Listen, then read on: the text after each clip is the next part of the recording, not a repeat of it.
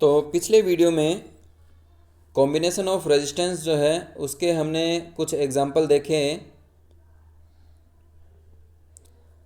तो उसी सीरीज़ में आज मैं कुछ एग्जांपल और आपसे डिस्कस करूंगा जो क्या है काफ़ी जगह देखने को मिलते हैं। तो चलिए आज सबसे पहले तो एक क्यूब की बात करता हूँ। यदि अपने पास इस तरह से कोई क्यूब दिया हुआ है,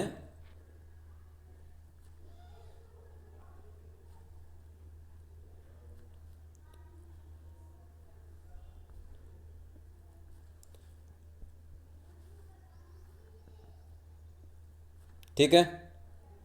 अब ये क्यूब जो है इसमें काफ़ी बार ये इस तरह के सवाल आते हैं कि इस पॉइंट ए से लेकर इस पॉइंट बी तक टोटल जो रेजिस्टेंस है, equivalent resistance R A B, वो कितना है। तो इसको देखिए। अब इसके अंदर मैं एग्जांपल के तौर पर इन सभी रजिस्टर की वैल्यू जो है वो इक्वल मान लेता हूँ। तो इसके कितने टोटल एलिमेंट, कितने रजिस्टर हो गए? 12 रजिस्टर हो गए। अब देखिए इन रजिस्टर के अंदर यदि अपने ये देखिए यदि यहाँ से कोई करंट चलेगी, ठीक है, तो ये करंट, इस करंट के लिए कितने पाथ होंगे? एक ये होगा, एक ये होगा और एक ये होगा। अब ये सभी रजिस्टर यदि आर हैं, सभी की वैल्यू बराबर है और ये क्यू बना रहे हैं, तो अब देखिए 3 रजिस्टर हैं तो तीनों में करंट कितनी जाएगी? I/3। इसमें भी क्या? I/3। ठीक है यहाँ तक। अब देखिए ये करंट जो है वो यहाँ आने के बाद एक पाथ ये हो जाएगा और एक ये हो जाएगा, तो I/3 की भी हाफ हो जाएगी, I/6। I/6 इसमें चली गई, I/3 इसमें है। अब देखिए यहाँ से जो करंट आ रही है वो कितनी है? I/3 है। तो इसमें भी क्या है? इधर और इधर I/6। तो इधर से I/6 आएगी, इधर से I/6 आएगी, और तो इसमें कितनी हो जाएगी? क्योंकि दोनों ऐड हो जाएगी तो I/3। I/6 प्लस I/6 कितनी होगी? I/3। और आप आ गए यहाँ पर। अब देखिए कि अपने ये मान लेते हैं कि टोटल करंट तो I है और इसके अक्रॉस जो वोल्टेज है वो क्या है? V है, अप्लाइड वोल्टेज V है। तो अब हम क्या करेंगे कि टोटल वोल्टेज जो है वो ड्रॉप जो होगी वो किस तरह से कंसीडर करेंगे? देखिए कि यहाँ से I करंट चली, तो अब आप क्या कर सकते हो, इससे इस पॉइंट तक कैसे भी आ सकते हो। आप चाहो तो ऐसे भी आ सकते हो, आप चाहो तो ऐसे भी आ सकते हो, आप चाहो तो इधर से भी आ सकते हो। तो इस तरह से कोई भी पाथ आप ले सकते हो।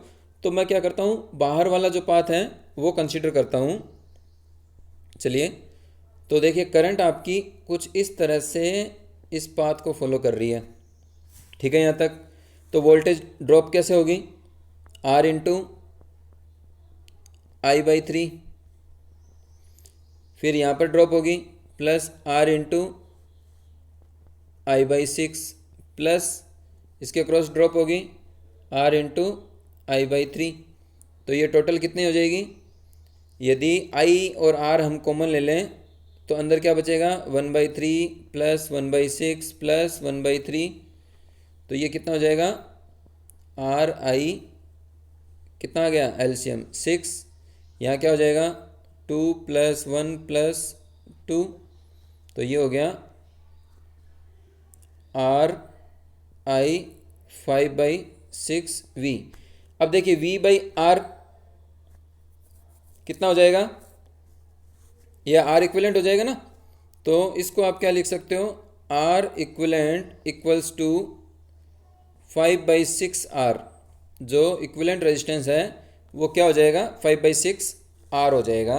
अब यदि R की वैल्यू यदि अपने कुछ भी दे देता है, यदि मान लेते हैं 5 ओम है, तो इक्विवेलेंट जो होगा A और B के अक्रॉस जो इक्विवेलेंट होगा वो कितना हो जाएगा?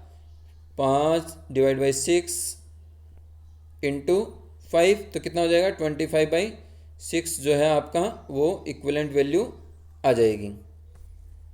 ठीक है, तो इस तरह के सवाल को आप इस तरह से कर सकते हैं। चलिए इसी में एक और एग्जांपल ले लेते हैं। ये क्या है कि एक व्हीटस्टोन ब्रिज है, उसको थोड़ा सा मैं बता देता हूँ।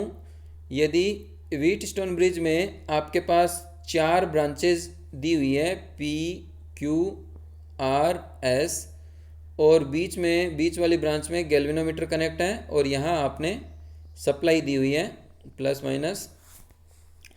तो व्हीटस्टोन ब्रिज में क्या होता है कि आमने सामने के जो रेजिस्टेंस होते हैं उनकी वैल्यू जो होती है PR equals to Q into S जो होती है वो बैलेंस कंडीशन में ये होती है। और उस कंडीशन में क्या होता है कि ये जो गैल्वेनोमीटर जो दिया हुआ है इसके अंदर कोई भी करंट फ्लो नहीं करती।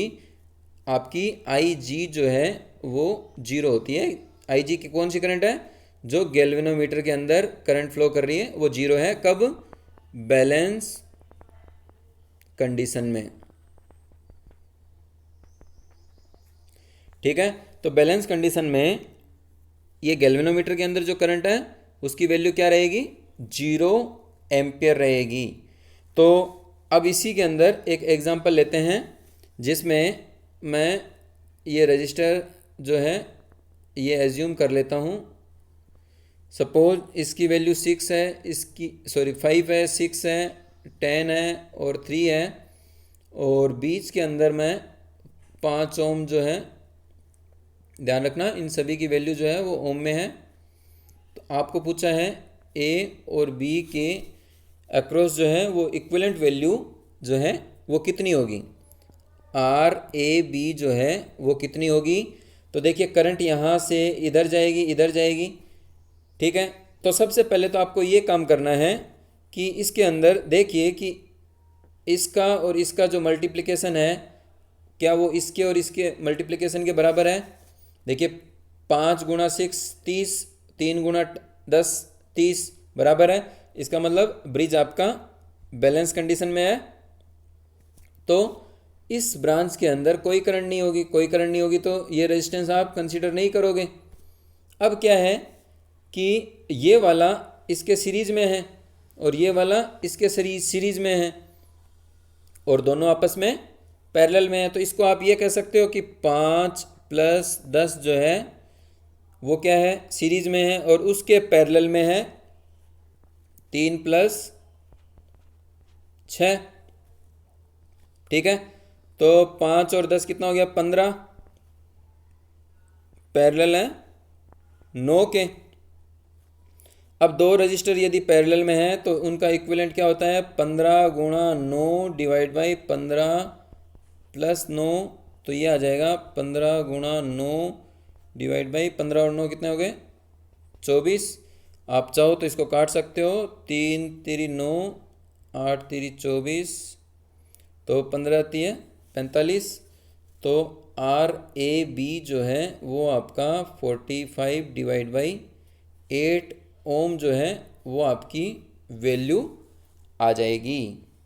ठीक है, तो इस तरह के क्वेश्चंस जो हैं वो एग्ज़ाम में काफ़ी बार आए हुए हैं। तो हमेशा ये ध्यान में रखना है कि यदि ब्रिज जो है व्हीटस्टोन ब्रिज बैलेंस कंडीशन में है, और बैलेंस कंडीशन किस तरह से चेक करोगे कि इनके जो आमने सामने जो भुजाएं दी हुई है, आर्म्स जो दी हुई है, उन भुजाओं का जो रेजिस्टेंस है उनकी वैल्यू का उन रजिस्टर को मल्टीप्लाई करोगे और इनको भी मल्टीप्लाई करोगे। यदि बराबर है तो इसका मतलब क्या है? ब्रिज बैलेंस कंडीशन में है। और बैलेंस कंडीशन नहीं हो उस केस में हम अगले वीडियो में देखेंगे। ठीक है, तो आज के लिए इतना ही।